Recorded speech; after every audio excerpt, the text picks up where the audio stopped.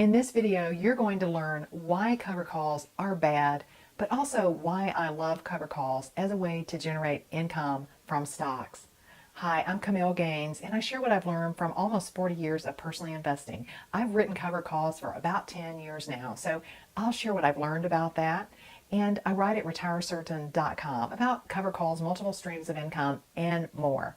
In this video, though, I want to share with you 4 things that are not good about cover calls. And if these things really bother you, then they probably are not a good investment for you. The very first thing about cover calls that's a really big negative is that it takes a lot of capital to invest in cover calls.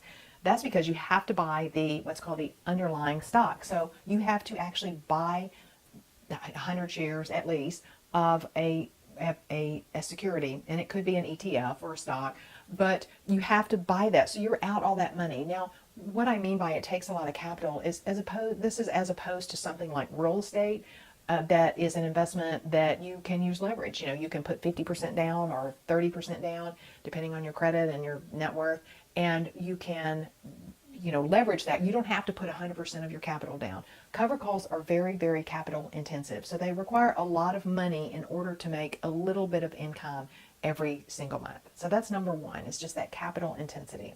The second reason cover calls are bad is because you may have to lose some of the upside value in the underlying asset. Ooh, I know that sounds kind of complicated, but let's say that you purchase a stock for $10 and you sell a call option for with a strike price of $10.50.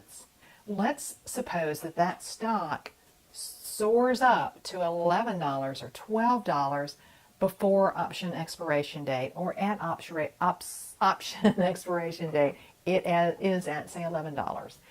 In that case, you're going to have to sell that stock to the option buyer for $10.50. So you lost some of your upside on that underlying, investment. You weren't able to capture all that gain. And that's the reason a lot of people don't like covered calls. On the other hand, what I like to do is just calculate how much money I can make, and I usually write cover calls that are 4 to 6 weeks out. And if I see that I can make, 2%, it looks like I can make 2%, 3%, I'm perfectly happy on making that over a 4 to 6 week period, because if I annualize that, that is 20, 30% return. Now, I'm not by any stretch saying that is the return you can get. There are a lot of variables. I usually say it's safer to say maybe 1% to 1.5%, but that's every month that you can get from cover calls. So while you are giving up some of that upside, when you sell that call option, that's a sure thing the money goes to your account. On the other hand, the security of the underlying stock may not go to $11, or in this example. So, but that is one bad thing for a lot of people about investing in cover calls, or, writing cover calls, is that they are giving up that upside potential above the strike price in the event the underlying stock or ETF rises to that price. The next bad thing about cover calls is that you may have to pay taxes on the income you get from selling that call option and or from selling that stock. In the example that I just gave, you might have to pay a short-term capital gain taxes on that increase to $10.50 over your cost. So not only that, but you may also have to pay taxes on the call option income that you get from selling, the call option. So it depends on where it's structured. You can write cover calls in IRAs, in which case you don't have that situation. A lot of people want the income they get from cover calls, so it can be a little tricky if it's tied up in an IRA. But if you're subject to some sort of required minimum distribution every year anyway, then perhaps you can generate income from covered calls and let that money that you're taking out be your covered call income to satisfy your required minimum distribution. That got a little complex, so I'll just say check with your CPA if that's confusing. And then the next reason a lot of people don't like cover calls, or a bad thing about cover calls, is that cover calls are subject to bear markets. So you can have your money tied up in cover calls, because you have to buy that underlying asset, those stocks or those ETFs that you're selling cover calls against, and the stock market can enter a bear market.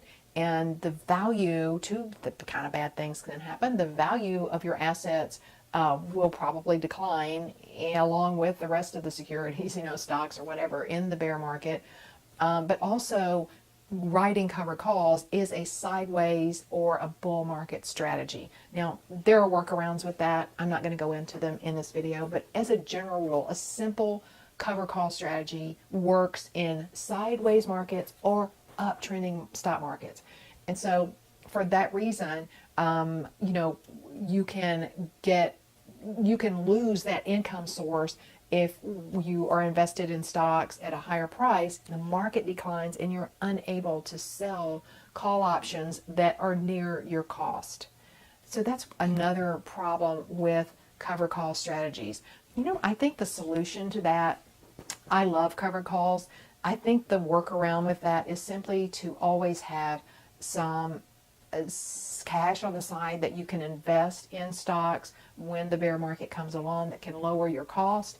And also just an overall awareness of not buying overvalued assets that are much more subject to bear markets. When you write cover calls on value investments, which is sort of what I really like to do, whether that's ETFs or whether that's stocks, then you're less likely to have that problem.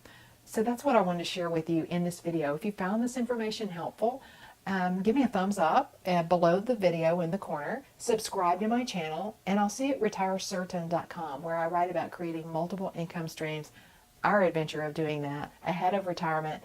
Thanks for watching.